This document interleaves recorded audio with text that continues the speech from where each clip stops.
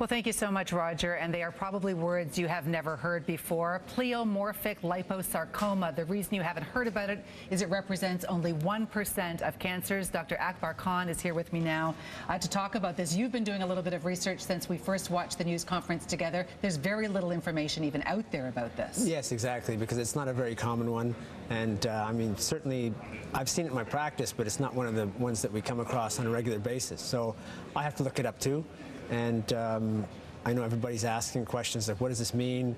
And there is some data available, but you don't always want to focus on the data because everyone's an individual.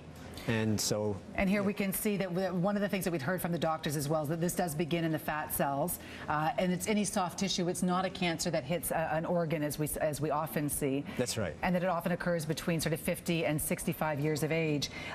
One number of the reporters, and our Cynthia Mulligan as well, were trying to get the doctor to talk about life expectancy. As crass as that may sound, it's one of the issues that comes up.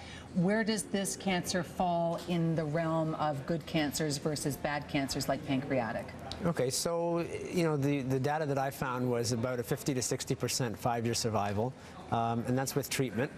And that's actually not that bad if you consider comparing it to something also aggressive like pancreatic cancer, which has a very poor 5-year survival, which is probably in the order of 10 or 15%. So 50 to 60% of people who get treatment survive 5 years. That's correct. Many people wondering why they wouldn't just remove the tumor instead of doing the chemotherapy option first. I mean, I think it's a decision of the medical team. It's really hard to speculate, but one of the reasons they might want to do that first is to do chemotherapy first, is to shrink the cancer, to make it easier to operate, and then that allows a safer operation. Another possibility is that they want to see if they can shrink or get rid of the metastasis, the spot that's spread to the buttock. And we do know that even though the doctors refuse to comment on this, from our understanding, when cancer moves outside of one area into another area, it can be staged. Doctors would not give it a stage, but you say that's a stage 4.